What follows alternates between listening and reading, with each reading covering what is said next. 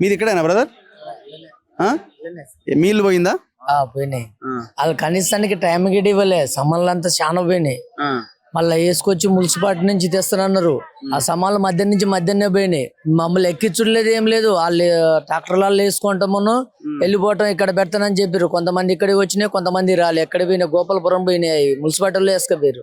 తుమ్మలనాగేశ్వరం అమ్ముకునే మీ సామాను తుమ్మలనాగేశ్వరం అమ్ముకుంటాం అని మేము ఎట్లా అంటామండి? అట్లా అన్నాం కదా.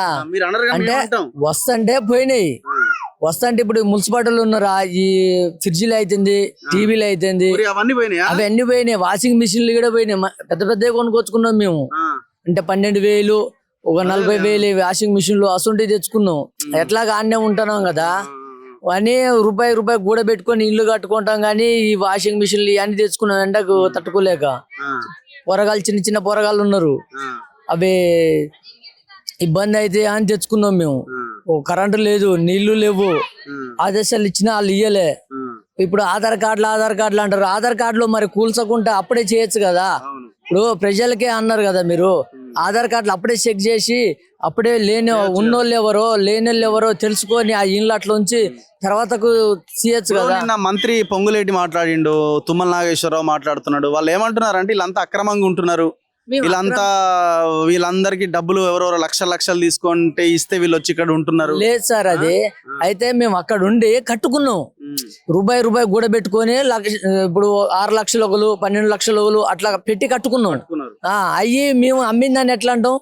అమ్మింది కాదు కదా, మేము కష్టపడి మేము కట్టుకున్నాం. రూపాయి వేసి ఒకరి కాడ దాచి పెట్టుకొని అట్లా కట్టుకున్నాం కదా. గిరిగిరిలని ఇవన్నీ మేము బేరాలు చేస్తాం, ఉల్లిగడ్డ బేరాలు కూడా.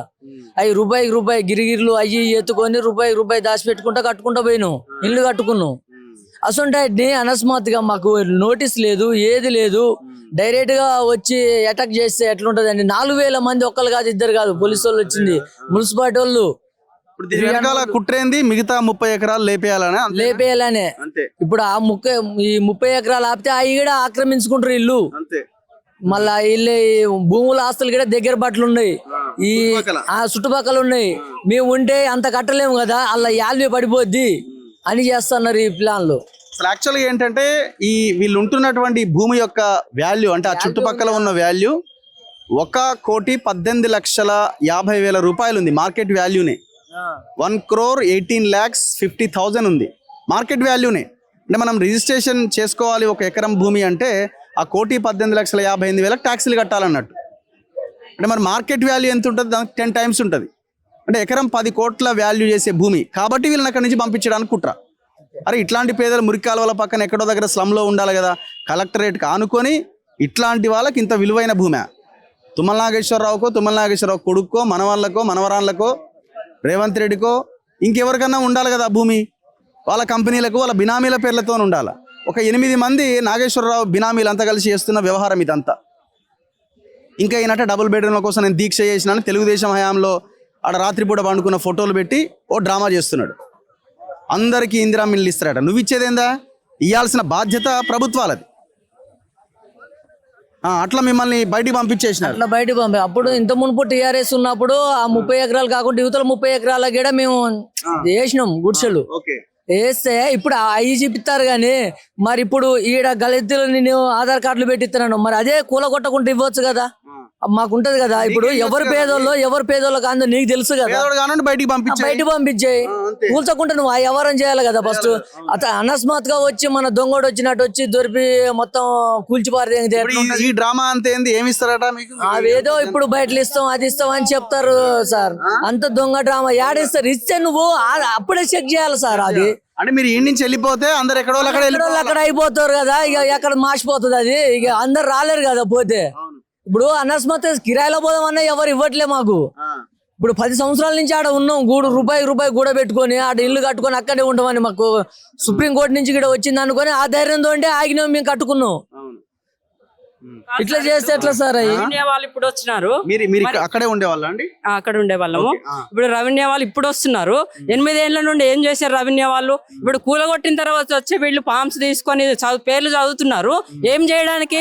ఇప్పుడు 8 లక్షలు, 10 లక్షలు, 3 లక్షలు, 6 లక్షలు పెట్టుకొని వేసుకున్నారు షెడ్లు. ఇప్పుడు వాటికి ఎవరు బాధ్యత? కూలగొట్టి వీళ్ళు వచ్చి ఇక్కడ పేర్లు చెక్ చేయడం ఏంది? అంటే మేము చెల్లా చెదరు చేసేస్తే అయిపోతుంది. చెల్లా చెదరు ఎవడబ్బా సొమ్మని చేసిండ్రు? అది భూదాన ల్యాండ్ కదా, ఇప్పుడు గవర్నమెంట్ ఇయలేదు కదా మాకు. భూదాన చట్టం దేనికి పెట్టారు అసలు? మరి చట్టం ఆ రోజే తెలంగాణ సాయుధ పోరాటం పెట్టినప్పుడు అప్పుడే రద్దు చేసేది ఉండే. మాకు ఖాళీ నాయకుల కోసమే ఇది భూదాన బోర్డు మీరు పెట్టుకునేది ఉండే.